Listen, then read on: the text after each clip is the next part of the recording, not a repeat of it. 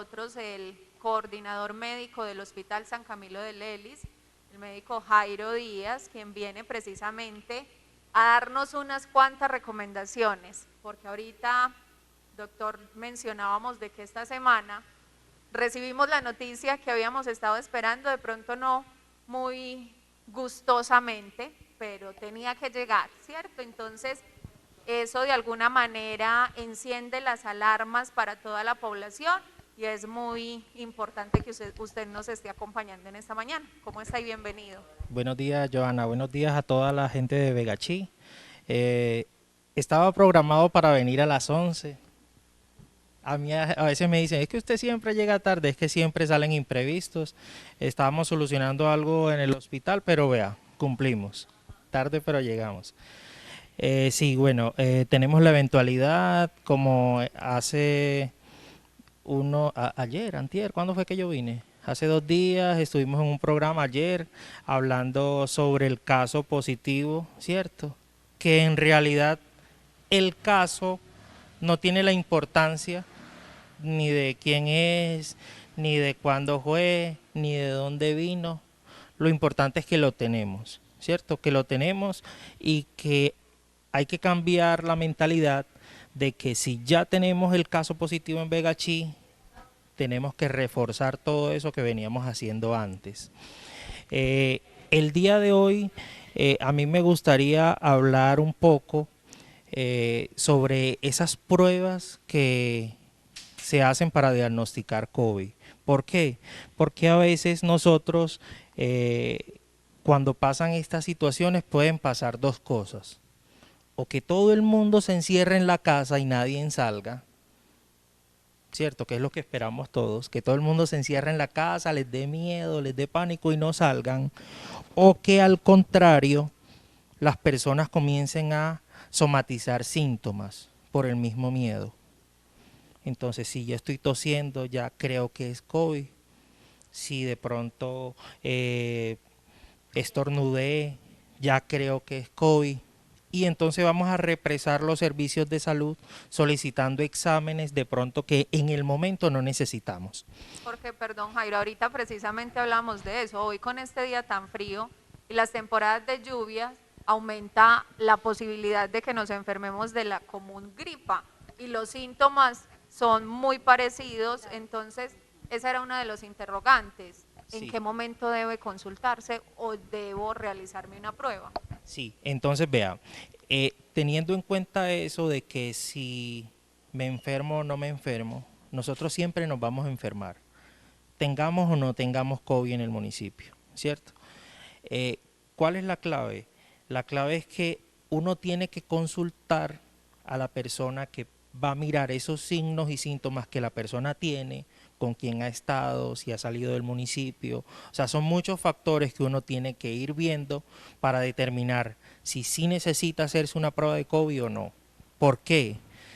Porque si nosotros nos hacemos una prueba de COVID con mucha anticipación, cuando apenas están comenzando los síntomas, lo más probable es que salga negativa. Entonces eso da la impresión de que, me hice la prueba de COVID, me salió negativa y me voy para la calle entonces. Estoy tranquilo y sigo mi vida normal.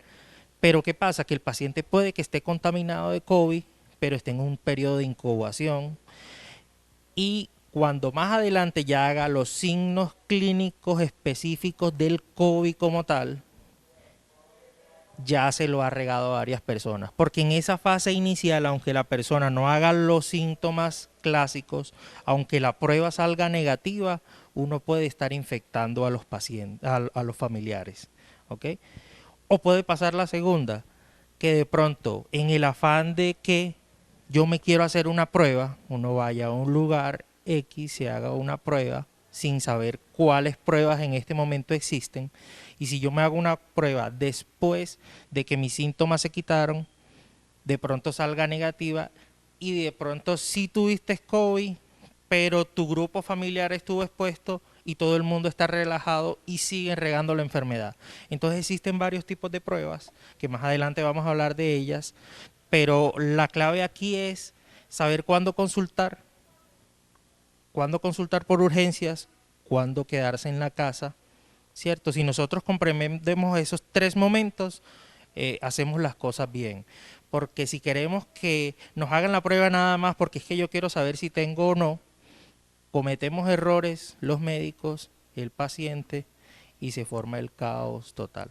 Es importante ahí empezar como a desmenuzar todo este tema, Jairo, porque la mente tiene un poder extremadamente fuerte, ¿cierto? Y normalmente, y se escucha de mucha gente de que si tengo tos, ya resulta de que me siento agitado y empieza a sentir todos los síntomas de que se han dicho que deben ser de alarma o que debe empezar a averiguar, acercarse al centro de salud. Entonces es importante, Jairo, que empieces precisamente a desmenuzarnos todo eso. Sí, mira, yo siempre le digo a las personas y pongo el ejemplo de las embarazadas. Todas en algún momento, estén planificando o no, tienen un retraso. Y la chica se llena de angustia, ¿será que no me viene? ¿Será que no me viene? Y como digo yo a veces, el esposo por allá hace 2 meses que no viene y no le viene y peor todavía. Entonces quieren hacerse la prueba de embarazo y a veces se hacen 4 y 5 pruebas. Y cuando en realidad se hacen una prueba de sangre y le sale negativa, ese nivel de estrés disminuye y por lo general esa prueba hace de que al día siguiente les venga la menstruación. El organismo somatiza tanto que hay a veces hasta embarazos psicológicos, ¿cierto? Entonces hasta que la muchacha no se haga la prueba, la menstruación no le viene y pasa mucho, ¿cierto? Entonces acá en el COVID, con todas las enfermedades incluso, pasa lo mismo. El paciente en la casa a veces se angustia mucho y quieren que le hagan la prueba. Entonces, como te decía, pueden pasar dos cosas. Si todo el pueblo en este momento está nervioso porque hay un caso positivo de COVID en Vegachí y quiere que a todo el mundo le hagan, no va a haber la capacidad para hacérselo a todos, primero. Segundo, hacemos que el laboratorio de Medellín se colapse y si así piensan todos los municipios, por eso es que hay tanto retraso. Y tercero, pueden haber falsos negativos. O sea, puede haber personas que le hagan las pruebas en los tiempos que no es y crea la falsa esperanza de que no tiene la enfermedad teniéndola. Entonces, partiendo de eso, en este momento en Colombia existen 3 tipos de pruebas. 3, ¿cierto? La primera, que es la que determina en realidad si tú tienes la enfermedad y es la más segura, es una prueba que se llama PCR, que es la que nosotros tomamos la muestra, la mandamos a Medellín, se demora 3 días el resultado, 4, dice el gobierno, y da un resultado positivo o negativo. Ese va a decir que la persona en realidad tiene el coronavirus en ese momento. ¿Qué pasa con esa prueba? Esa prueba se hace de 2 formas, metiendo el cosito por la nariz o metiendo una sonda por la nariz y tomando contenido, porque las gotas que llevan el virus son las gotas nasales y las que salen de los pulmones. Entonces, la prueba PCR, la que de verdad dice si sí tienes o no, pues en el momento, pero tiene algo, que si tú te la haces en el primero, segundo, tercero, incluso hasta el 4.º día de los síntomas, no te va a salir positiva. Entonces, si yo comienzo con tos hoy me dio fiebre y toso y salgo corriendo para el hospital, yo quiero que me hagan la prueba de COVID porque de pronto tengo COVID y me voy por urgencia y el caos, ¿y por qué no me atienden? Y esos médicos, ¿por qué? ¿Cierto? ¿Qué pasa? A veces por la angustia del paciente, a veces el paciente dice, no, es que yo lo tengo hace 3, 4 días porque también se ponen a escuchar, a mirar por internet y dice, si tú dices que tienes 2, no te la hacen, entonces dice, es que ya tengo 4. En realidad la prueba se hace a partir del 4.º día y se puede hacer hasta el día 10. Después del día 10 lo más probable es que esa prueba PCR salga negativa. O sea, esa dice en el momento si tú tienes el COVID, la PCR, ¿cierto? Explicar que mira las moléculas, que no, en ese momento pues la gente no necesita esa información, ¿cierto? Tiene que saber que hay una prueba que se llama PCR confirmatoria que se demora 3 días y que tiene que hacerse a partir del 4.º día de los síntomas. esa información de los síntomas tiene que ser lo más veraz posible. No nos sirve a nosotros los médicos que nos digan, es que yo no huelo nada, yo no siento nada, pensando de que si tú dices eso, entonces sí te van a mandar a hacer la prueba, porque la gente es así, somos así. A uno lo acostumbran y dice, diga que le duele mucho la cabeza porque si no, no le ponen droga en urgencia, no le hacen un TAC para ver si tiene un tumor. O sea, nos hemos acostumbrado siempre a estarle mintiendo al sistema de salud para que nos autoricen cosas. Uno a veces lo hace, uno escribe en las cartas que manda a la GPS y si la persona se pone a leer dice, ve, yo eso no se lo dije al médico. Pero a veces uno escribe un poquito de más para que no se lo vayan a negar el servicio. Entonces, en este momento nosotros necesitamos datos reales, que la gente sea consciente y nos diga qué se siente. Si usted no se siente nada, diga que no se siente nada, no pasa nada. Y de pronto le da la oportunidad que alguien sí necesita una atención prioritaria a que le hagamos lo que en realidad ese sí necesita. Bueno, entonces la segunda prueba, te las voy a dar en orden cómo se han venido haciendo pues las pruebas en Colombia. Primero la PCR, después hablaron de unas pruebas rápidas. Cuando salieron esas pruebas rápidas hubo mucha confusión. ¿Por qué? Porque las pruebas rápidas marcan dos componentes, IgG y IgM. Y si tú te metías por Mercado Libre, si tú te metías en AliExpress y comprabas en China, te mandaban un lote con 100 pruebas chinas y las comprabas hasta muy baratas. Y la persona después de ese viaje, 3 meses, llegaron las pruebas y la gente haciendo pruebas que daba miedo, pruebas rápidas, ¿cierto? Es ahí donde la importancia de quién te va a hacer la prueba y en dónde, ¿cierto? La Dirección Seccional de Salud dice que solamente uno debería de hacerse pruebas en laboratorios certificados. No quien te la toma, sino quien la procesa, la prueba. ¿Por qué? Porque por lo menos nosotros en el hospital la PCR no la procesamos, pero sí la tomamos, porque el laboratorio de nosotros está en capacidad de tomar esa muestra.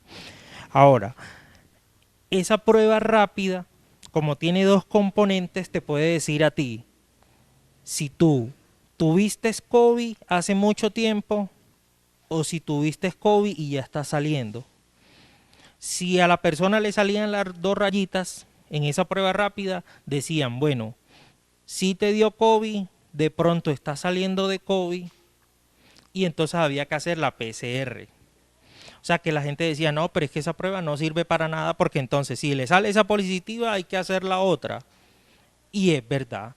Por eso el gobierno empezó a decir, no es necesario hacer pruebas rápidas todavía, porque la prueba rápida lo que va a decir es si tú a ti ya te dio, si tienes una cicatriz, ¿cierto?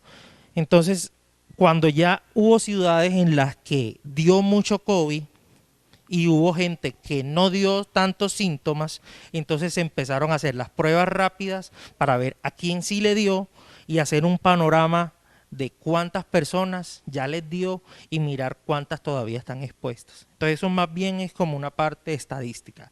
La segunda, que son las pruebas rápidas.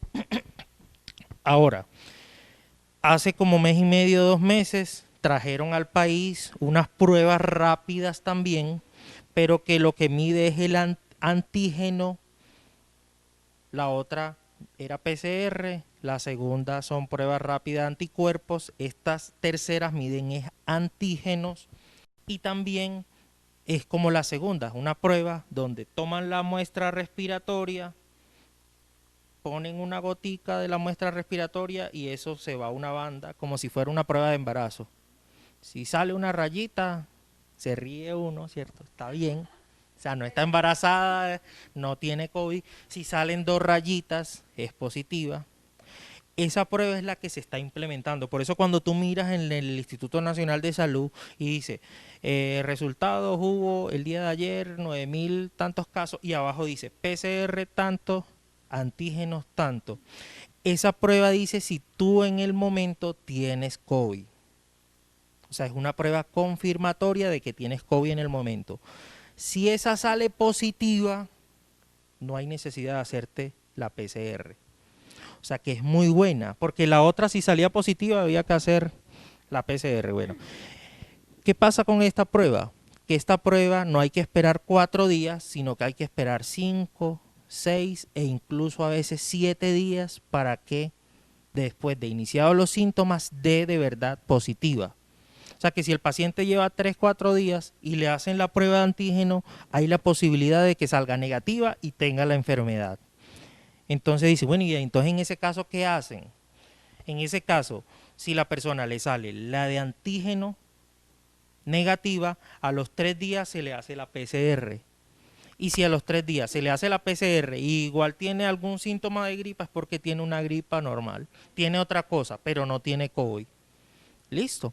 Ahora, si el paciente se hace una prueba PCR y sale negativa y sigue con síntomas, se le va el olfato, se le va el gusto, ya no le hacen antígeno ni le hacen prueba rápida, se le hace otra PCR, o sea, no se puede regresar a las anteriores. Esta prueba de antígeno es muy buena. ¿Por qué? Porque te define en cuestión de media hora o 15 minutos, incluso media hora, si el paciente tiene COVID o no, y ya tú defines, lo mando para la casa, lo remito, lo hospitalizo, todo el núcleo familiar se va a quedar aislado, y sobre todo en partes rurales. Nosotros en realidad somos una población lejana de la capital. Nos consideramos, a pesar de que no somos tan rurales, porque hay un casco urbano, nos consideramos que estamos muy lejos para tomar decisiones. Si esa prueba de PCR se demora 3 días en dar el resultado, pero si yo la tomo hoy, ese envío lo hacen es mañana, o sea que ya son 4, y mientras la manda de regreso son 5. Entonces, mientras eso, el paciente pues se angustia, no sabe, entonces se puede hacer una prueba de antígeno. Estas pruebas de antígeno solamente se pueden hacer, se pueden tomar si el paciente, se pueden hacer en un laboratorio que esté certificado. El Hospital San Camilo de Lelis tiene un laboratorio certificado para hacer pruebas, ¿cierto? Que en otros laboratorios toman muestras, sí, hay otros, puede ser en consultorios privados, toman muestras, pero lo que hacen es que toman la muestra, la mandan a un laboratorio certificado y el resultado lo mandan por correo, ¿cierto?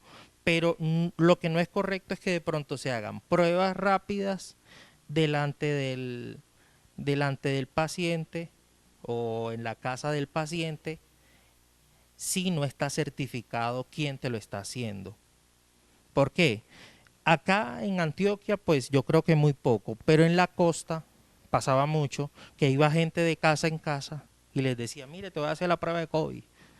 Gente particular que compró la prueba y se la hacían y de pronto era de anticuerpos y el paciente con muchos síntomas. ¿Y qué pasaba? Que no daba resultados positivos y en lo último el paciente sí tenía COVID y a la final no se sabía de dónde salían esas pruebas, no se sabía la fecha de vencimiento, no se sabía de qué eran en realidad, la gente lo que veía era el cosito y a veces los estafaban, ¿cierto? Y pagaban 100.000 y así, o sea, la persona cuando va a estafar a otro busca la manera, ¿cierto? Entonces ya sabes, tenemos 3 tipos de pruebas, la prueba PCR, una prueba rápida para ver si a ti ya te dio y una prueba rápida para ver si tienes. Actualmente el Hospital San Camilo de Lelis tiene pruebas de antígeno. Nosotros compramos cierta cantidad de pruebas de antígeno, más de 100 pruebas. La alcaldía creo que también hizo un pedido de pruebas de antígeno. Pero estas pruebas de antígeno se están haciendo para población vulnerable. Por ponerte un ejemplo, si de pronto en el asilo hay algún anciano de que le dio una gripita, no sabemos porque se supone que a ellos no los tiene que visitar nadie, tienen que estar muy cuidados, se hace como una campaña donde se le hace prueba a todos para ver si en este momento tienen, ojalá haya los que tienen síntomas porque ya sabemos que si el paciente no tiene síntomas lo más seguro es que salga que no. O de pronto a los que trabajan mucho con muchas personas o de pronto en alguna empresa también, ¿cierto? Entonces esa prueba de antígeno lo que va a determinar es si esa población de riesgo sale positiva o no del virus y se toman medidas, ¿cierto?, de distanciamiento, se aíslan personas y se controla el virus.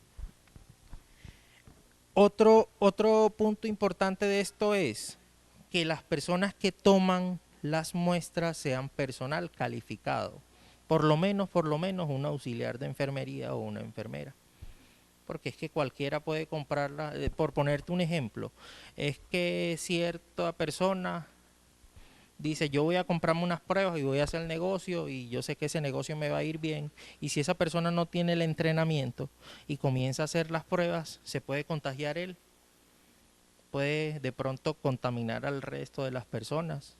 Entonces tiene que ser personal calificado, ¿sí? Otro tema que yo creería que es importante mencionar o profundizar un poquito más, usted que tiene la experiencia, es el tema de los pacientes asintomáticos. O Que también sería como una asintomatología severa. Sí, vean. El COVID puede dar de tres formas. El más leve es el que no le da síntomas. Hay gente que solamente le da un dolor de cabeza 2, 3 días y ya le dio COVID. Así esperamos que nos dé a todos, ¿cierto? En realidad, el 80% de las personas le dan son cuadros gripales sencillos, el 80%, ¿cierto? Está la segunda, que es que le dé un cuadro respiratorio, pero que necesite una hospitalización tipo neumonía. La pulmonía que llamaban antes, ¿cierto? Que es una infección de los pulmones y el paciente necesite de pronto hospitalización varios días, oxígeno. Esa es una neumonía moderada. Necesitas oxígeno, necesitas de pronto otro tipo de medicamentos. Y ya está el caso grave, que es el paciente que además de pronto estar hospitalizado, necesitar oxígeno, de pronto necesita de que como el compromiso pulmonar es tan fuerte, tus pulmones no son capaces de respirar bien y hay que ayudarte a respirar, que es que el que intuban y va a una unidad de cuidado intermedio o una unidad de cuidado intensivo. En Antioquia, Antioquia es pionera en lugares en los cuales el paciente no está en UCI, o sea, no es una unidad de cuidado intensivo, pero sí tiene la capacidad de darle un soporte ventilatorio al paciente, porque no solamente es la intubada, sino que hay diferentes tipos de formas de suministrarle oxígeno a las personas. Por ejemplo, la EPS Sura tiene unas clínicas en las cuales hicieron un plan piloto que en este momento está adaptando Sabia Salud también y las otras EPS, en las cuales se crearon unidades de cuidados intermedios para pacientes que no necesitan estar intubados. Estos pacientes a veces no llegan a la UCI, se recuperan ahí y bajan a un segundo nivel o van para su casa. ¿Por qué? Porque antes, ¿qué pasaba en las otras partes? Se puso mal el paciente, necesitaba oxígeno, no mejoraba, y algunas entidades decían, no, pero lo más seguro es que de pronto se vaya para UCI y lo metían en UCI de una vez.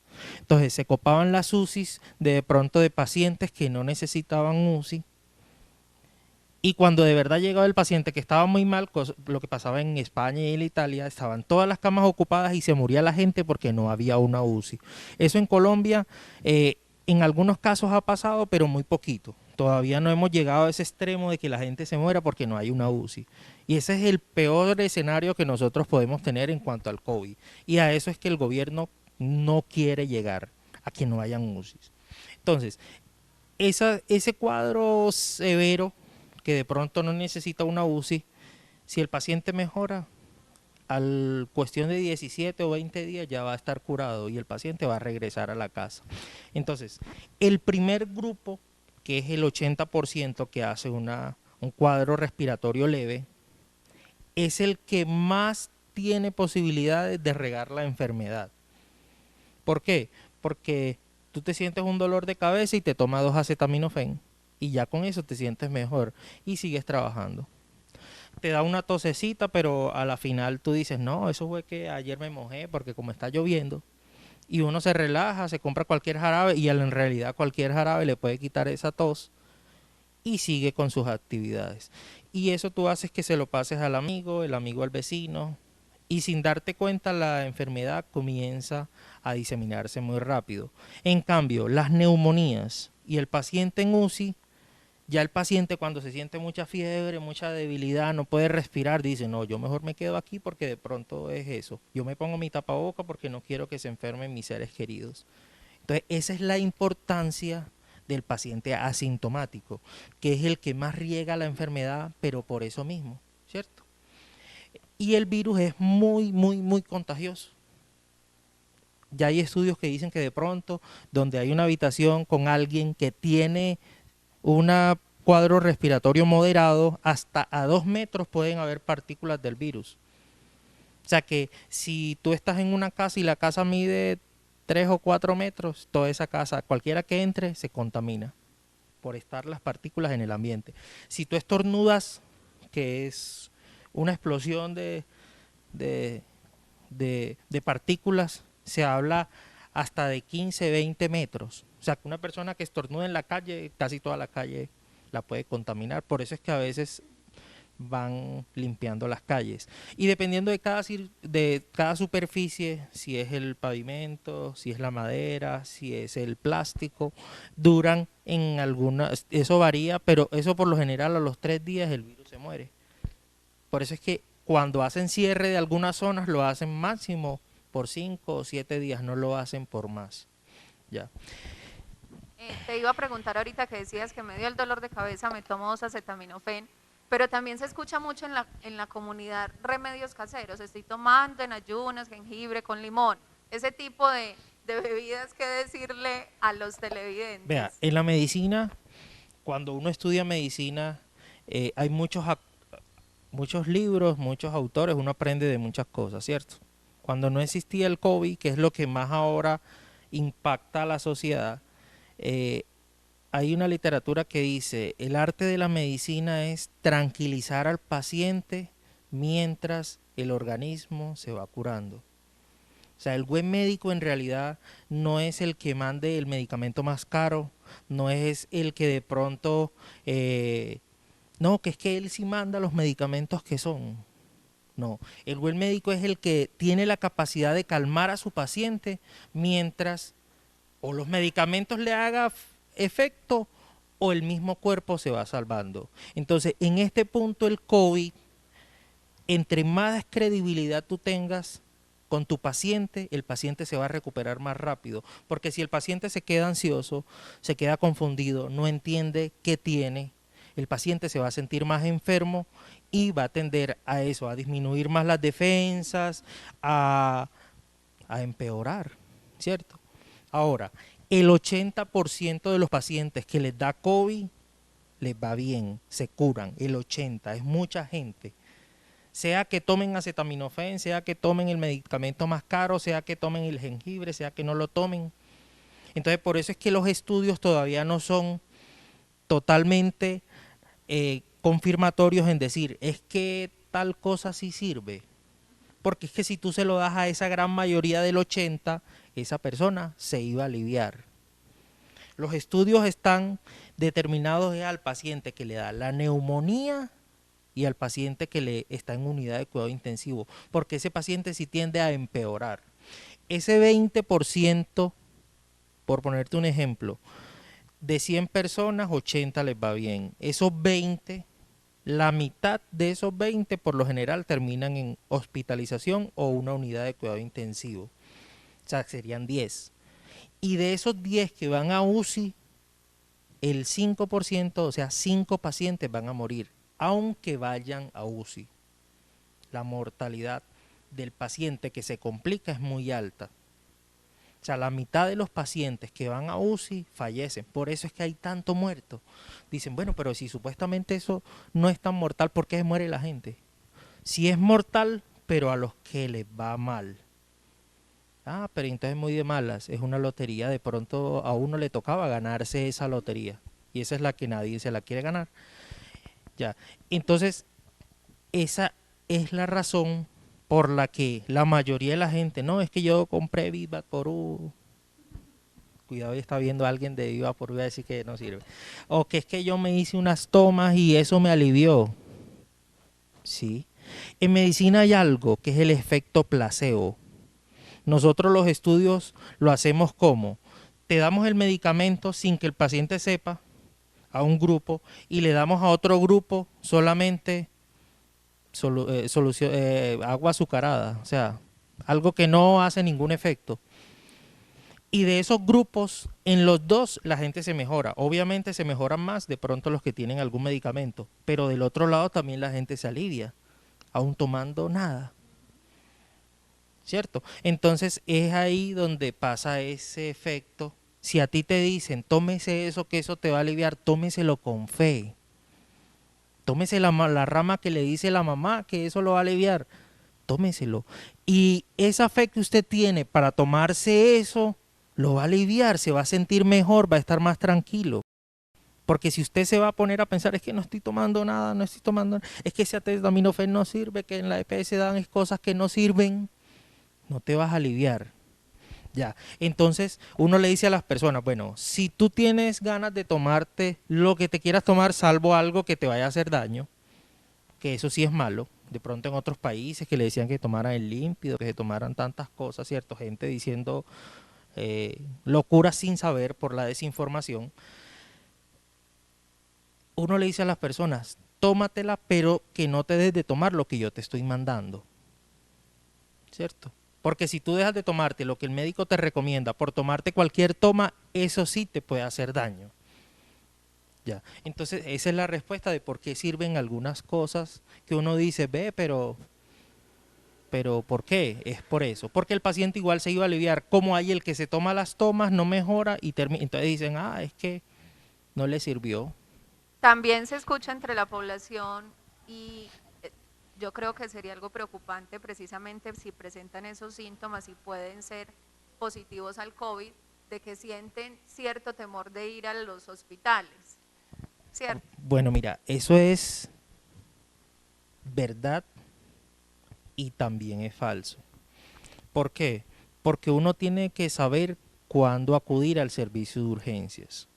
Si tú tienes síntomas muy leves y vas corriendo porque tú quieres que te revisen, pero solamente estás estornudando, solamente tienes un dolorcito de cabeza e incluso no tienes el coronavirus, o sea, estamos hablando después en la parte del coronavirus, o tienes una uña enterrada y como no están dando citas, yo dije, yo me voy a meter por urgencia porque allá me tienen que sacar la uña, porque eso me duele, y es verdad, una uña enterrada duele.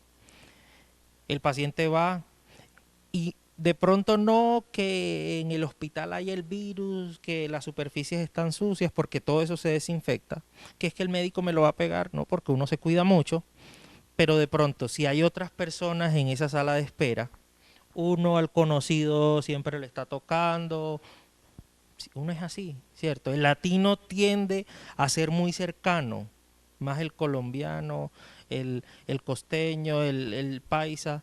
Usted va a Bogotá y la gente ni lo mira y le pasa por encima y se dice qué odiosos son los cachacos, ¿cierto? Pero en realidad uno en estas zonas tiende a ser más amoroso con las amistades, a veces ni lo conoce y ya se está hablando como si nada. Entonces, ese paciente que va con la uña o que va con un síntoma leve, va al hospital con el acompañante del que sí está enfermo adentro, que de pronto no tiene un síntoma muy fuerte, se puede contagiar del COVID o se puede contagiar de algo grave. Entonces, en realidad, la mayoría de las personas que se enferman en los hospitales es la cercanía con los otros acompañantes. Y no tenemos la cultura de que si uno va a ir al hospital va con una persona. Uno siempre va con 2 y 3, o se cayó el de la moto y ahí va toda la familia y entonces bravean al vigilante porque no los dejan entrar y es un problema, ¿cierto? Entonces, ese es el problema de ir al hospital cuando no se necesita. Ya ahora, si hay signos de alarma, que tú no seas capaz de tener una conversación con alguien porque tienes tos que te interrumpe hablar y toses y toses y toses y no puedes hablar y es solamente la tos, pero no te permite hablar, o tú sientes una sensación de que te estás ahogando, que cuando caminas 3 y 4 pasos ya estás teniendo que parar y respirar profundo, o que definitivamente no puedas respirar bien ni siquiera estando sentado, o que sientas una debilidad tan extrema que no te puedas levantar de la cama, una fiebre que no se te quita con el acetaminofén, ahí sí hay que ir al servicio de urgencia. Porque lo más seguro es que, o que se te pongan las uñas moradas, bueno, hay cosas, pues, pero, o que tengas alguna enfermedad que sea pulmonar, los viejitos que utilizan oxígeno, las personas de edad que utilizan oxígeno, o el paciente asmático que con cualquier gripita se aprieta y se pone mal. Ese tipo de personas es mejor que un médico lo revise. El resto puede llamar al hospital. Si quieres, puedes llamar al servicio de urgencia, el médico te va a orientar, no, mañana llamas temprano, te van a dar una cita, el médico te va a atender por teléfono y te va a dar unas recomendaciones de qué debes de hacer, qué debes de tomar. Ya. Pero si uno va al hospital cuando no debe, ocupas al médico con algo que de pronto puedes manejarlo en la casa y te puede llevar para tu casa una enfermedad grave que de pronto a uno, si la persona es joven, no le va a ir tan mal, pero que si se contagia a tu abuelita, tu mamá o tu tía, esa sí va a tener consecuencias graves, ¿cierto? Entonces siempre pensar en el otro, pensar en la persona que más queremos, que de pronto a esa persona sí le va a hacer daño la enfermedad. Ese día a uno se le quita la pereza, se le quita el miedo, se le quita todo. Y uno dice, yo puedo soportar ese dolor en la uña una semana más tomando acetaminofén. Mira para ver si de pronto con una pastilla se me desinflama y se me quita la infección, ¿cierto? Y más adelante se te puede hacer el procedimiento de la uña. Pero no estresarse por situaciones que no deberían de estresarnos. ¿Listo? Bueno, Jairo, ¿crees que de alguna manera nos aporta algo positivo el habernos demorado tanto en tener un caso positivo? Sí. Hay gente, por lo menos en este momento, ayer alguien me dijo, pero es que Vegachí lo cerraron muy rápido. Y si eso hubiese dado, ya estuviéramos saliendo. En este momento tenemos más información de cómo es la enfermedad. Ya la cuarentena no es de 14 días, sino de 10, ya totalmente confirmado en este momento, porque la medicina va cambiando mucho. Ya el hospital tiene pruebas rápidas en las que te pueden decir, hay paciente positivo en cuestión de media hora, antes no. Y si eso hubiese pasado hace 3 meses, ¿cuántas personas hubiesen muerto ya? Hubiésemos tenido que esperar mucho más para una vacuna. Se habla de que ya faltan por ahí unos 4 o 5 meses aproximadamente. Entonces hay muchas cosas que son positivas. Que gente, como decía yo en la conversación anterior, que hubo gente que le ha dado muy duro, sí, y ha pagado el precio. Hay gente que se ha quebrado, pero en realidad la persona que fue capaz de tener un negocio exitoso, de mantener un negocio muchos años, y si se quiebra, te aseguro en cuestión de meses se vuelve y se recupera. El exitoso no es porque es que tenía el local ahí era donde vendía. El negocio exitoso era el que lo atendía. Yo siempre le digo mucho a ciertas personas acá, en Vegachí había una discoteca que era muy famosa y vendía mucho dinero. Y muchas personas a veces decían, véndamela, véndamela, véndamela, véndamela, véndamela. Y esa persona no la quería vender, pero en realidad el negocio era esa persona. Y era un amigo mío, falleció. Y el negocio no volvió a ser el mismo.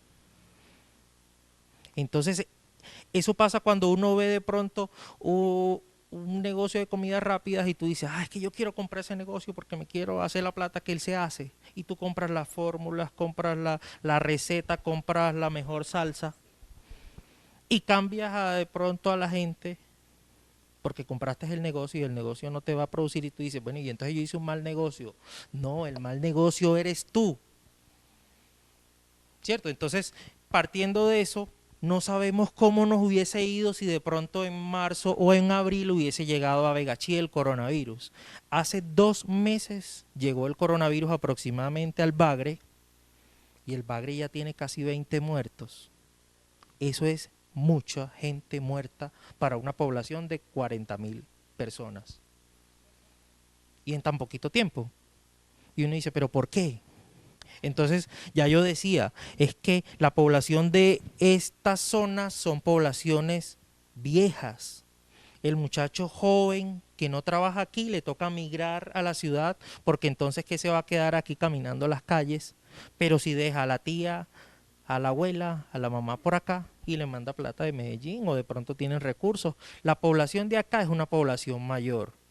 Y ese era el temor que yo tenía todos estos meses, en decir, ojalá y en Vegachí no entre el COVID, porque puede haber algo complejo. La gente se puede enfermar porque Vegachí no se puede cerrar del todo.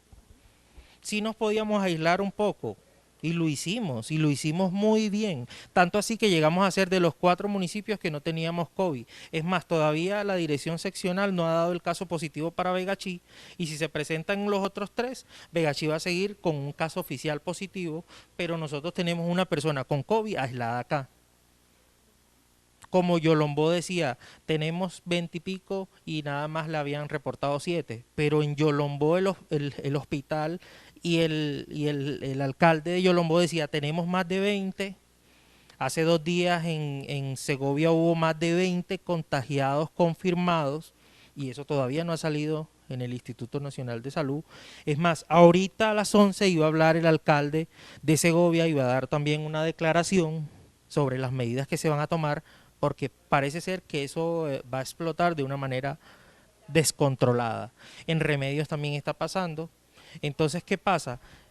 Que así como en Medellín en este momento hay una ebullición de muchos contagios, allá la gente se está muriendo un poquito menos de lo que se puede morir acá, porque allá hay gente más saludable, más joven, hay más recursos. Aquí un paciente se complica y la unidad de cuidado intensivo es la ambulancia que te tiene que llevar a 3 horas, y uno no sabe si va a aguantar esas 3 horas.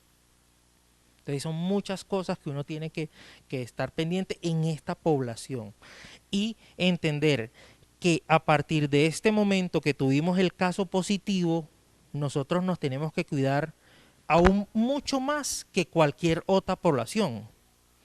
Porque si no, no sirvió de nada si tú te cuidaste estos 5 meses, y no sirvió de nada que te hubieses quebrado, y no sirvió de nada que te hubieses quedado sin empleo. Yo tengo una amiga que pagaba más de 2 millones de pesos en un local que estaba muy bien localizado en Vegachí, y no aguantó pagar ese arriendo, y la sorpresa es que después de que de pronto entregó el local, ya abrieron un poquito más los restaurantes, y dice, ay, pero ¿por qué no aguanté un mes más? Tuviera mi negocio. En este momento, si ella quisiera regresarse a su negocio, ya hay otra persona que de pronto no lo va a soltar porque está muy bien ubicado. Entonces son cosas que uno dice, esa persona en este momento, ¿cómo se debe estar sintiendo? ¿Cierto? Y si nos descuidamos y permitamos que esa enfermedad entre a esa familia, con esa persona, que de pronto debe estar triste por esa situación, va a hacer que de pronto si nos llega una enfermedad nos pueda dar más complejo. Entonces por eso es que debemos de cuidarnos el doble o el triple, porque no sabemos cómo vamos a reaccionar ante la enfermedad. ¿Ya? Entonces ese es el problema del COVID, ¿cierto? Que es un enemigo silencioso y que no sabemos a quién va a contagiar. Le iba a preguntar precisamente, con la llegada de este primer caso positivo, ¿se generan algunos cambios en la prestación de los servicios en el hospital? Sí, claro. De igual manera, nosotros los cambios los hicimos de forma radical desde el principio. Nosotros desde el principio comenzamos a hacer teleconsultas sin mucha gente, incluso hasta se dio cuenta, sin nosotros ni siquiera saber hacer teleconsultas. El hospital las comenzó a hacer. ¿Por qué? Porque buscábamos que en el momento en que en realidad tuviéramos que hacerla totalmente, ya tengamos la experiencia para hacerla. También por eso es que muchos municipios comenzaron a hacer muchas pruebas, porque cuando se necesite hacer la prueba al que sí está positivo, la persona que la va a hacer tiene que estar tranquilo porque ya la ha hecho varias veces, tiene que saber protegerse, porque es que si el que va a tomar las pruebas se contagia, y entonces ¿quién las toma? ¿Cierto? El médico tiene que estar tranquilo de qué es lo que tiene que hacer cuando hay un paciente COVID, porque si el médico se pone muy nervioso se va a equivocar y se va a exponer a la enfermedad. Entonces todo es un aprendizaje. Entonces el hospital comenzó a hacer teleconsultas, pero a medida que fueron pasando los meses, como decíamos, somos no COVID, entonces cada vez se le estaban dando más consultas presenciales a la gente. Ya la gente llamaba, y entonces en admisiones se dio la orden pues de relajar un poquito porque la gente se estaba portando bien, y entonces ya se le decía a las personas, ¿tú quieres que te atiendan por teleconsulta o quieres la consulta presencial? Entonces se retrocedió un poco, ¿cierto? Se retrocedió y eso es lo que en este momento no podemos permitir. Entonces ya se hizo una nueva resolución en la cual las consultas presenciales están suspendidas. Obviamente hay casos en los cuales no. Odontología volvió a cerrar, ¿cierto? Consulta externa de las enfermeras, que son el paciente hipertenso y diabético que está controlado, los controles de crecimiento y desarrollo se cerraron. Entonces, hay muchos servicios que se cerraron, pero hay que tener presente es lo que sí se puede hacer. Entonces, ¿qué es lo que no puede cerrar? Vacunación no puede cerrar. Entonces, vacunación sí se están haciendo vacunas, se están poniendo vacunas, porque igual hay enfermedades que ya están erradicadas y no podemos permitir que vuelva y den un polio. Hace muchos años a una persona joven no tiene polio, pero sí hay personas mayores en las que están en silla de ruedas por un polio. Son enfermedades catastróficas, ¿cierto? Y el virus de papiloma humano, hay muchas vacunas. Ahora, ese paciente que de verdad necesita que se atienda sí o sí, nosotros lo atendemos. Un ejemplo, las embarazadas, es muy difícil evaluar el riesgo de una embarazada. Si a la embarazada se le sube la presión por una sola vez, esa embarazada puede llegar a hacer una preeclampsia, puede llegar a hacer una eclampsia, que es que convulsione, corre en riesgo la vida de la embarazada y del bebé, y el bebé puede morir y puede morir la embarazada. Entonces el riesgo es muy alto. Algunas EPS tienen un formato y dicen, bueno, pero es que tú puedes hacer a las de bajo riesgo consultas por teléfono. Así sea escuchar el corazoncito del bebé. Eso por teléfono no se puede hacer. Y dicen, pero es que tú puedes decirle si el bebé se está moviendo. Hay algo que es el efecto péndulo. Cuando tú tienes un vaso de agua y tienes un coso de hielo, y si tú lo mueves, el hielo te va a generar una fuerza. Los bebés a veces cuando fallecen están ahí en el estómago de la mamá, y si la mamá se mueve, el bebé se mueve hacia un lado, se mueve hacia el otro, y da la falsa sensación de que el bebé se está moviendo. Y por eso es que hay casos que dicen, es que mi bebé se movió ayer y se movió antier, y ¿cómo así que me van a decir que mi bebé tenía una semana de muerto? Es por eso, ¿cierto? Entonces siempre hay que escuchar el corazoncito del bebé y decirle a la mamá, mamá, ¿estás escuchando el corazoncito del bebé? Es como cuando uno le preguntan en la consulta y hay gente que a veces le molesta porque uno le dice, ¿y tú eres alérgica a algo? Y sigue uno con ¿y en serio no eres alérgica a algo? Y doctor, pero si ya usted me lo ha preguntado 3 veces, es que eso es muy importante. Entonces uno le dice y siente uno el corazoncito y le siente, y mamá, ¿estás escuchando el corazoncito de tu bebé? Y dice, pero usted no lo escucha pues. Y yo, mija, pero o sea, el cuento es que tú lo escuches, porque de pronto va a decir, es que yo no lo escuché. Todo puede pasar. Entonces las embarazadas hay que atenderlas. Los ingresos, cuando el bebé nace, al tercer día, si el bebé está muy amarillo, eso es una urgencia. Y a veces la mamá puede decir, pero es que está amarillo, pero no tan amarillo. O sea, hay cosas que uno tiene la capacidad de pronto determinar si el paciente necesita un examen o no. Y entonces los controles de los pospartos, después que sean aquí en Vegachí, se están haciendo hasta el tercer día. Si el paciente viene de una parte donde hay mucho coronavirus como Yolombó, Vegachí, se hacen a los 10 días, porque ya han cambiado los criterios. La gente quedó con el 14 días, y entonces en Vegachí se dio el positivo el domingo, el lunes, ¿cierto? Y el paciente ya tenía tantos días de estar con los síntomas, y entonces de pronto el sábado dicen, el paciente se curó, porque eso está pasando en Segovia. En Segovia tú miras las redes sociales y dicen, en Segovia sacaron la vacuna entonces del coronavirus porque la gente se cura más rápido. Y no, porque de pronto es que se dieron cuenta más tarde, y en realidad desde que el paciente comienza los síntomas, a los 10 días ya el paciente no está infectando. O sea que 2 días sin sentir síntomas el paciente ya no va a infectar al otro, y las cuarentenas se bajaron de 14 días a 10. ¿Por qué? Porque el paciente tiene que ir a trabajar en algunos casos. Cuando las cuarentenas se prolongan, el paciente que se hospitaliza por una neumonía, o el paciente que estuvo en una unidad de cuidado intensivo, que se habla de que la carga viral en esos pacientes es más alta, y entonces esos pacientes demoran hasta 17 días para recuperarse.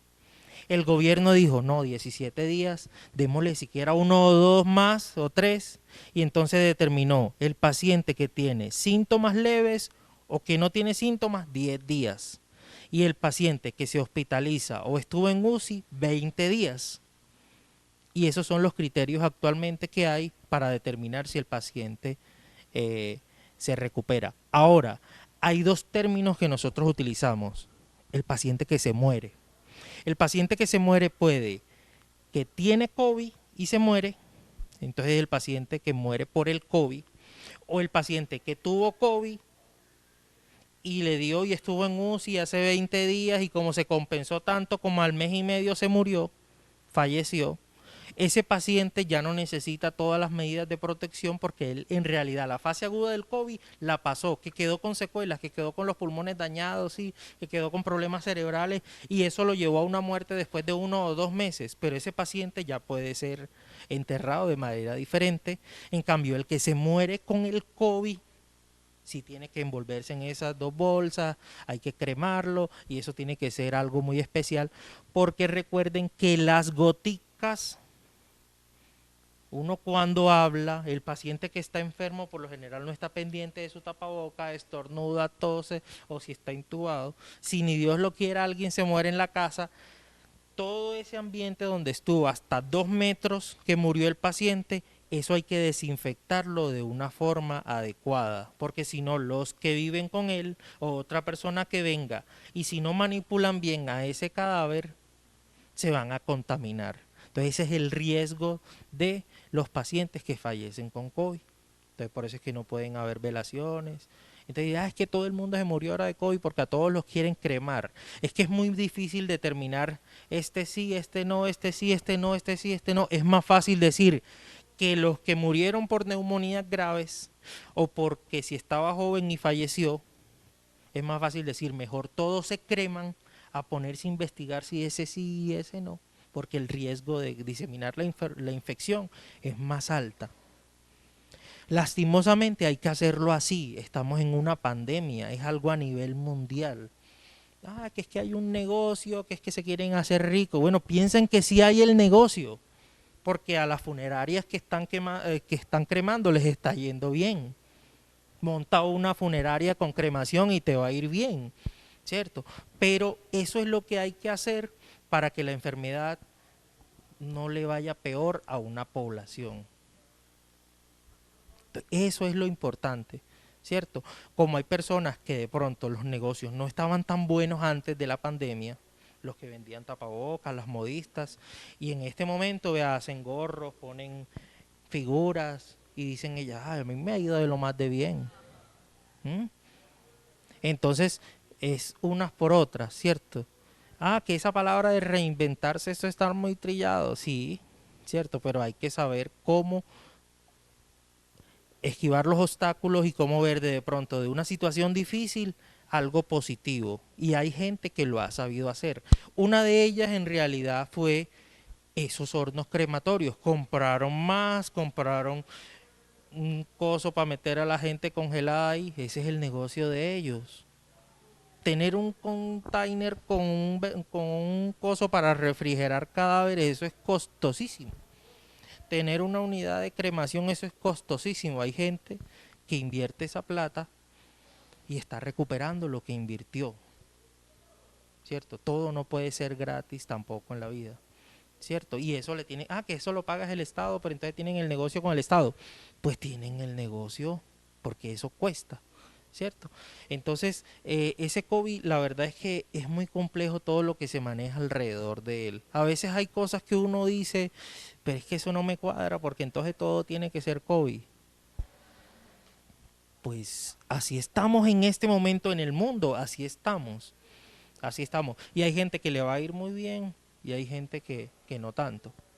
Bueno, seguramente vamos a tener a Jairo muy seguido porque ya al llegar el primer caso al municipio tenemos que mantener a la población informada. Para ir concluyendo la visita de hoy, Jairo, sí quiero Sí. como que entre las recomendaciones que quieras darles, explicarle un poquito a la comunidad ahorita que hablabas del tema de la desinfección, cómo desde los hogares puedo ayudar a desinfectar los espacios. Sí, entonces vea, hay que entender, después que uno entienda, o sea, después que uno comprenda bien las situaciones, yo creo que el riesgo se va minimizando. Si tú trabajas y a ti te toca salir de tu casa, porque no te puedes quedar encerrado, o sea, si tú no sales a la calle, ¿quién produce? Ya sabes que el virus puede estar a 2 metros de la persona que tenga el virus. Entonces, la mejor manera de protegernos es que tú no sabes quién lo tiene, asume que todo el mundo tiene el COVID. El día que tú piensas que cualquier persona te puede contaminar, ese día tú vas a estar a salvo. Vas a estar a más de los 2 metros. Ah, que es que yo no sé cuánto es un metro. La mano, un brazo mide más o menos como 1,50 m, entonces un poquito más allá. Entonces tú haces así y si la persona está muy cerquita, te echas tú para atrás. Porque es que es muy molesto decirle a alguien, échese para allá porque me va a contagiar. ¿Cierto? Porque hasta eso, o sea, somos, o sea, tratamos de buscar como que es que la culpa es de él. Hombre, si yo me quiero proteger, yo me echo 2 pasos para atrás y ya, no pasa nada. Porque es que si alguien a ti te dice, no, corre para allá, y usted por qué no corre, pues y terminan ahí peleando. Y entre más peleen, más COVID hay en el ambiente. Bueno, la segunda, utilizar el tapaboca. Está demostrado que el tapaboca disminuye la circulación porque son las góticas del virus. El virus es muy pequeño, incluso el virus es más pequeño que las goticas, pero la gotica es la que lo transporta. Entonces por eso el tapabocas sirve. Ah, que es que todos podríamos tener el tapaboca que es el que dan en los hospitales para el quirúrgico, pues no el N95, que es el que se utiliza para hacer procedimientos.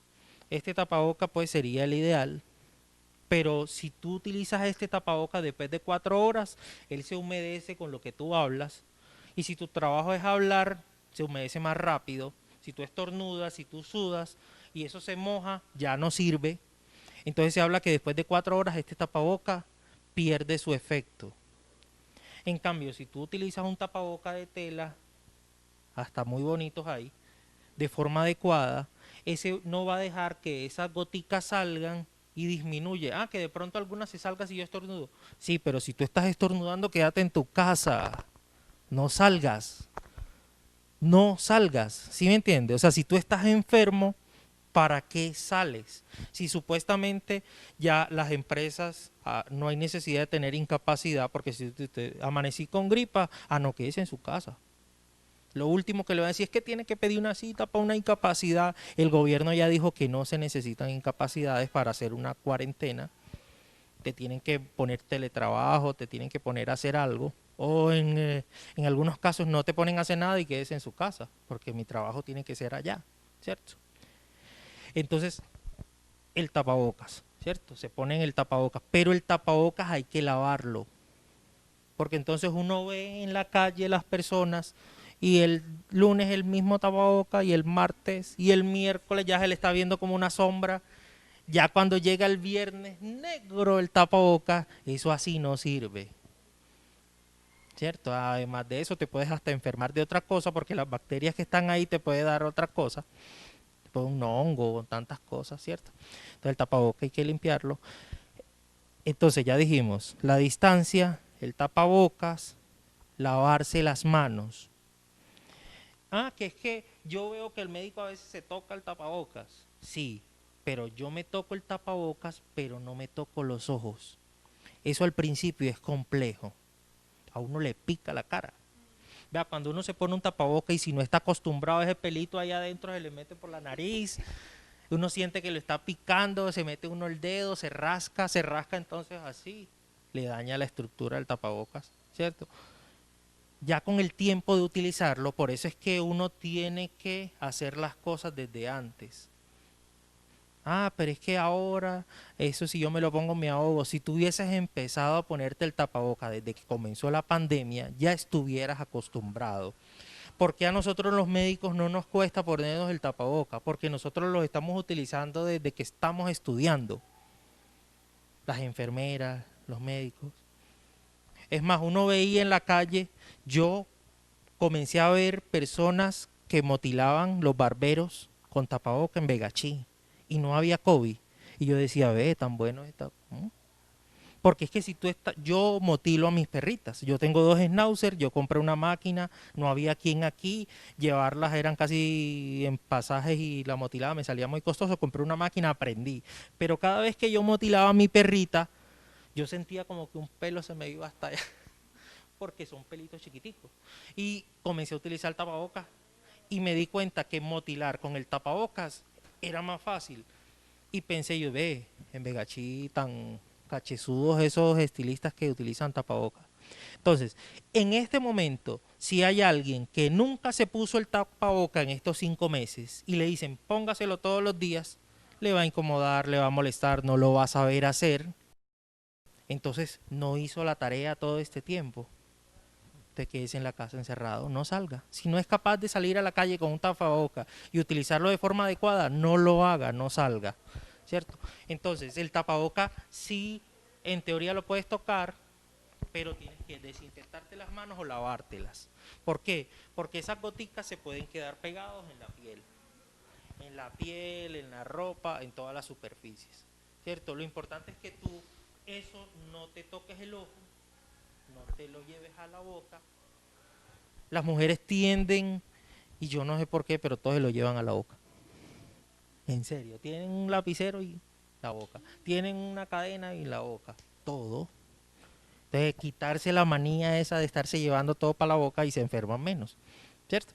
Entonces, el tapabocas, el distanciamiento, lavarse las manos, ¿cierto? Ah, pero es que si yo me pongo un guante, entonces voy a estar protegido. Pero si tú no lavas ese guante, el virus queda en el guante y en algún momento usted se toca, en algún momento se lleva la mano e incluso puedes infectar a las demás personas porque no estás limpiando ese guante y te conviertes en un transmisor de la enfermedad. Entonces, por eso es que hay personas que no les gustan los guantes. Entonces, las medidas de protección son tapabocas, distanciamiento social, los 2 metros esos, ¿cierto? Lavado de manos. Con esas 3 cositas disminuimos hasta un 70-80% la posibilidad de que alguien te infecte del COVID. Ah, pero es que eso es complejo y ¿cómo así que yo me tengo que grabar eso? Hace 5 meses lo vienen diciendo. ¿Ah? O sea, en este momento si alguien no tiene esa información, pues sí hay mucha gente que anda de pronto en otro planeta, ¿cierto? No le presta atención, no ve noticias, bueno, hay gente. Comenzar a hacerlo ahora, no que es que después, no, es ahora. En Vegachí ya hay coronavirus, no sabemos qué tanto. Había un pánico en Vegachí de ser el primero. Ese caso que hubo en estos días, esa persona que se contagió, yo hablé con esa persona personalmente y le dije, usted era lo que estábamos necesitando en Vegachí. Yo conocí gente con fiebre, con tos, no dificultad para respirar, pero fiebre, tos, habían ido a Medellín. Ven, vamos a hacerte la prueba. No, qué miedo. Que me digan que yo voy a ser el primero. Y yo, pero oye, a ti no te da miedo, pues, que no tengas la enfermedad. O sea, uno se le metía por una parte, la otra. Y si a ti tú no te quieres hacer la prueba, nadie te puede obligar. Así sea que estés llevado, tú dices, no me la quiero hacer, primero no te pueden meter algo por la nariz sin que tú quieras, porque físicamente no se puede. Y la otra es que legalmente, si la persona no firma un papel en el cual dice que tú te quieres hacer la prueba de COVID, no te lo pueden hacer. Es como la prueba de VIH y como las enfermedades graves. No se puede decir quién es. Esa persona estaba angustiada. Me tocó decirle, vea, mi señor o señora, no sé qué sea. Usted es alguien muy importante para el municipio de Vegachí. Usted le va a quitar a 10.000 personas el miedo de ser el primero. Ya la gente va a decir, quiero que me hagan la prueba de COVID. Y eso ha pasado en estos días y por eso yo estoy aquí diciendo a quién se le puede hacer y a quién no. Y que te tiene que decir el médico después que te analice ciertos factores y decir, tú sí necesitas la prueba o tú no. Porque sí ha llamado mucha gente. Es que yo quiero saber si me dio COVID. Y yo, pero ¿para qué? No, es que yo quiero saber si tengo COVID ahora. Y yo, ¿qué te sientes? No, nada, no sirve de nada. O sea, si a ti te dicen hoy y tú no te sientes ningún síntoma, tienes COVID, te vas a empezar a sentir mal. Es como el paciente que tiene cáncer. Mucha gente ha dicho, lo peor que le puede pasar a uno en la vida es que le digan cáncer. Ya esa frase cambió. Lo peor que le pueden decir a uno en la vida es que le digan que tiene COVID.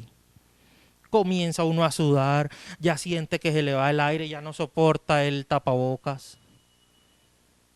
Uno se enferma con la noticia, ¿cierto? Entonces, ¿y el tratamiento? No, es el mismo para el que tiene COVID como el para el que no lo tiene.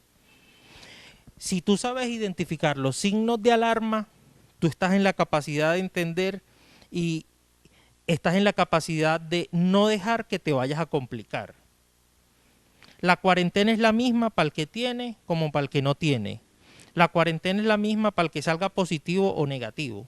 Si tú estás con alguien en contacto que fue positivo, a ti igual se te aísla. Aunque la prueba te salga negativa, igual sigues en cuarentena.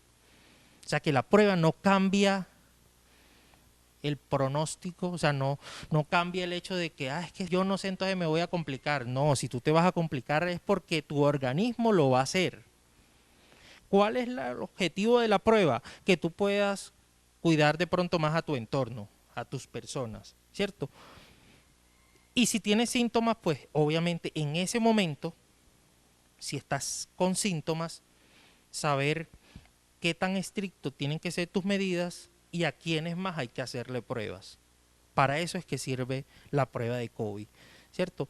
¿Y quiénes están en capacidad de decirle a uno si la prueba se la puede hacer? No, el médico, las enfermeras que trabajan en el hospital, la enfermera de concurrencia, que ya la gente se ha familiarizado con ese término de concurrencia, que son unas personas que el municipio ha contratado para estar pendiente de esa parte del COVID, ¿cierto?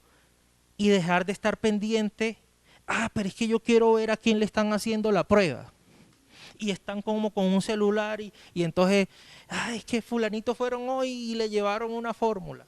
Le estamos mandando a la mitad del pueblo fórmulas, porque en realidad el hospital está llevando fórmulas a los hipertensos, a los diabéticos, a mucha gente. La ambulancia anda por toda parte, pero no pueden ver que la ambulancia llega a una parte y dice, vea, allá se bajó fulana y allá no sé qué, y comienzan porque yo estoy en grupos también de gente de Vegachí, y yo, pero dejen a la gente que haga su trabajo. Es más, nosotros hicimos muchas pruebas antes. Nosotros tuvimos gente en cuarentena antes. ¿Quién sabe si tuvimos el COVID antes, pero no había salido la prueba? Y eso ayudó a que el municipio tuviera 5 meses en los cuales mucha gente logró recuperarse un poquito. Yo estoy en el comité de la alcaldía donde se toman decisiones y hace como 4 meses a mí me preguntaron, cuando yo comencé la coordinación otra vez, me preguntaron, médico, ¿y usted qué piensa? ¿Seguimos cerrando todo, apretamos más o soltamos? Me dijo el señor alcalde. Y yo le dije, vea hermano, sinceramente, si nosotros nos cerramos totalmente, todo el mundo se va a quebrar y la gente va a venir aquí a la alcaldía porque todos se lo tienen que dar. Y eso no va a aguantar, el Estado no puede subsidiar a todo el mundo siempre. Vamos a hacer lo que dicen los que saben del gobierno nacional, paulatinamente vamos abriendo, pero la gente tiene que comprender a que tiene que cuidarse. Y se comenzaron a hacer pruebas, gente que venía, se aislaba, que si tenían COVID o no, no lo sabemos porque las pruebas que hicimos salieron negativas, pero se logró controlar todo. En este momento que salió el caso positivo, mucha gente ha llamado, es que yo quiero que me la hagan, yo quiero que me la hagan, y se ha desgastado de pronto muchas consultas que no se necesitan por eso de que yo quiero. Obviamente sí ha llamado gente que de pronto sí tiene la necesidad de que le hagan la prueba y de pronto el de atención al usuario dice, ah, pero es que ya dimos todas las citas por teléfono y se puede quedar gente sin cita por de pronto al que no la necesitaba. Entonces ese punto es muy, muy, muy importante. Y entonces en cuanto a eso el hospital, ahorita se está implementando una línea en la cual, que es la misma línea que hemos tenido hace 5 meses, que si tú tienes alguna duda que no sea una consulta, tú puedes hacer la pregunta por ahí y el médico que está en urgencia te puede contestar. O puedes llamar al servicio de urgencia, pero no utilizar el servicio de pronto de una consulta de alguien que de pronto sí necesita. Porque te aseguro que ya con el caso positivo van a salir más positivos. Y no es porque es que ahora se están regando más que antes. No, porque como nos relajamos tanto, la gente anda más en la calle y la persona está más temorosa porque ya hay alguien que tiene la enfermedad y los síntomas van a ser más marcados, ¿cierto? Y entonces hay que tratar de ayudar al vecino, ayudar al familiar, dejar a la gente tranquila. El hecho de estar pendiente quién tiene o quién no tiene, en vez de ayudar, lo que hace es que empeora la situación. Y eso es lo que no podemos permitir. Oiga, le digo que aquí podemos durar toda la tarde. Sí, por eso le digo que vamos a tenerlo muy seguido porque estos programas informativos son necesarios para la comunidad y es el medio por el que toda la comunidad puede conocer un poquito más de ellos. Le agradecemos a usted porque sabemos que debe tener muchas ocupaciones. Sí, y hay algo bueno. Vegachi cuenta con muy buenos médicos, o sea, gente receptiva, gente que aprende, ¿cierto? No nos la sabemos todas, porque así es, no todas nos la sabemos, podemos a veces cometer errores, pero por lo menos de mi parte, yo siempre se lo he dicho al canal, hacía rato no venía, pero no venía porque de pronto yo no veía la necesidad. La última vez que veníamos era porque teníamos un dengue que estaba desaforado y se logró controlar. En este momento están en juego mis abuelitos, porque son los pacientes que yo veo cada 3 meses. Entonces, me ha personado solo en mis redes sociales y mucha gente me decía, pero y todo lo que tú dices es COVID y entonces tú no hablas de más nada. Y yo, porque eso es lo que en este momento a mí me preocupa. Y cuando necesites cualquier duda, cualquier cosa, a la orden, no importa de que haya tiempo o no administrativo, yo voy a estar pendiente para seguir hablando con ustedes, ¿cierto? Porque tenemos que calmarnos también. Si todos entramos en caos, nos va a ir peor, ¿cierto? Este es el examen final de esos 5 meses y hay que mirar a ver si sí ganamos esta última prueba, si ganamos el año, porque si no, todo ese tiempo que hicimos no va a servir de nada, ¿cierto? Si uno se estresa, si uno coge rabia, si uno se desespera, puede cometer más errores. Entre más calmado estemos, entre más grave se ponga la situación, porque la situación se va a poner compleja, ¿cierto? O sea, no va a ser fácil. Van a haber momentos en los cuales la gente se va a ofuscar, va a coger rabia, pero ahí es donde uno tiene más que sacar lo que tiene en el corazón y tratar de calmarse y dejarse ayudar por las personas que saben. Porque si eso no lo hacemos, te aseguro que las consecuencias van a ser, que si vamos a aprender, sí, pero podemos aprender con situaciones muy malas.